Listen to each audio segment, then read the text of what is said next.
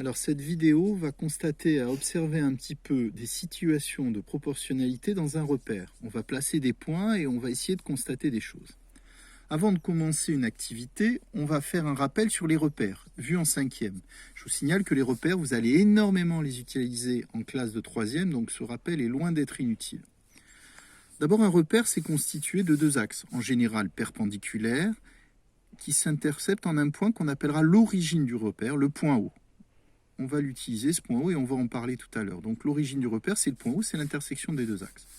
On repère en général avec le carreau, la même unité, 1, 2, 3, 4, et puis là, ça peut être négatif de l'autre côté. De là, ceci est là. Alors ça s'appelle l'axe des abscisses, et en hauteur, l'axe des ordonnées. Je prends ce point-là, je le repère avec ce qu'on appelle un couple. L'abscisse est 6, l'ordonnée est 2. Si je vous demande ce point-là, 3, 4, donc 3 est l'abscisse, la hauteur est 4, et l'ordonnée. On voit que ça peut être négatif. Si je prends ici, l'abscisse est 2, et l'ordonnée est moins 3. Si maintenant je fais le travail inverse, si je vous demande de placer le point 2, 3. 2, vous décalez de 2, et la hauteur c'est le deuxième point du couple ordonné. On monte en 3, là il y aura le point D. On va passer maintenant à l'activité. Je vous la laisse la lire. Donc on a trois tableaux qui expriment des quantités d'objets en fonction de leur prix. Un premier tableau, un second et un troisième. Ces tableaux sont-ils de proportionnalité? Justifiez chacune des trois réponses. C'est-à-dire pour chaque tableau, on va répondre aux questions. Je commence par le premier tableau. Si on observe, de 4 aller à 8, on multiplie par 2. 2 fois 6, 12. Ça a l'air d'être proportionnel. Ici, de 4 aller à 12, on multiplie cette fois par 3. 6 fois 3, 18. Ça a l'air de marcher. Alors là, on ne voit pas grand-chose. On va utiliser ce qu'on a vu la dernière fois, c'est qu'en proportionnalité, on a aussi des règles de 3. Alors, si on fait 4 fois 9, c'est-à-dire ce produit en croix ici, c'est égal à 6 fois 6. C'est-à-dire qu'on vient de voir que ces deux colonnes sont proportionnelles, celle-là aussi, par des coefficients multiplicateurs. Donc le premier tableau, il sera de proportionnalité. Donc proportionnalité. Bon, je ne détaille pas à l'écrit, parce qu'autrement la vidéo serait trop longue. Je passe au second tableau. J'observe. Si on regarde de 2 aller à 4, on multiplie par 2. Et de 9 aller à 13, 2 fois 9, 18. Alors là, non. On pourrait dire 2 fois 2 égale 4 et 2 fois 9 égale 18, ce qui est différent de 13. Donc là, il n'est pas proportionnel. Ce n'est pas un tableau de proportionnalité. Ici, là encore, on peut regarder de 1 aller à 2, on double, et 2 fois 1, ça ne fait pas 4. Donc là, ça ne marche pas non plus. Donc là, il n'y a pas de proportionnalité. On pourrait même 1 aller à 3 fois 3, et 3 fois 1, ça ne fait pas 9. Donc celui-là ne marche pas. J'ai répondu à la première question. Lisons la deuxième question. Je vais vous guider sur une activité. Dans un même repère orthogonal ayant la même unité, représentez les trois tableaux en plaçant 4 points. Que constatez-vous au niveau du graphique quand le tableau est de proportionnalité? Alors, le tableau de proportionnalité, c'est le premier. Alors, je vais mettre des couleurs. Là, je vais le mettre en noir. Le deuxième, les points, je vais les mettre en rouge. Et le dernier, les points en vert. Et puis, on va constater ce que ça donne. J'ai préparé évidemment le graphique. Alors, comme le nombre d'objets est positif et le prix en euros est positif, on est dans un cas beaucoup plus simple.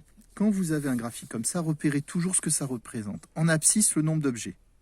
Le prix en euros. Alors, on fait souvent ça en fonction de ça, et en fonction est en abscisse.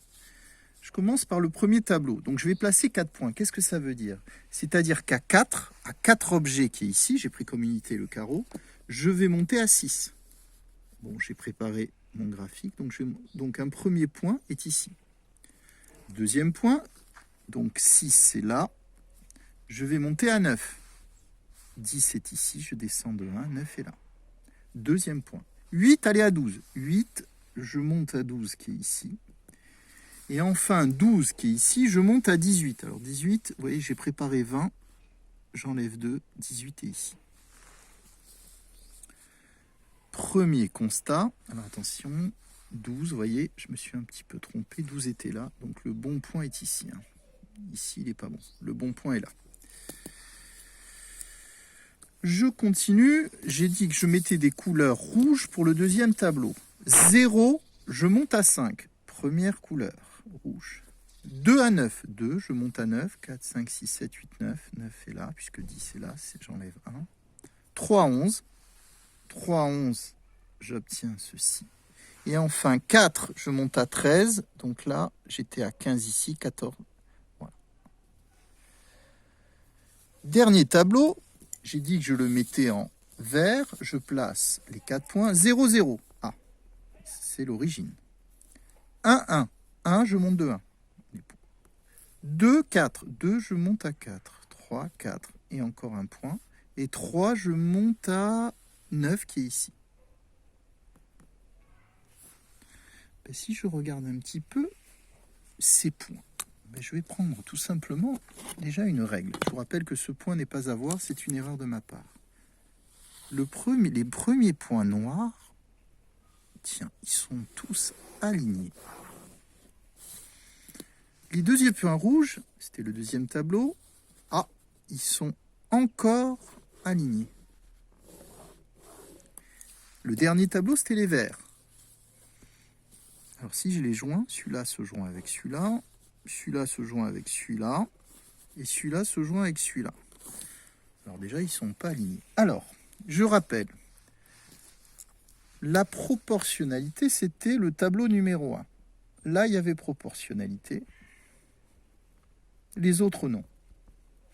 Alors, qu'est-ce qu'on constate? Ben, on constate que quand il y a proportionnalité, les points sont alignés. Vous allez me dire, mais là aussi, il n'y avait pas proportionnalité.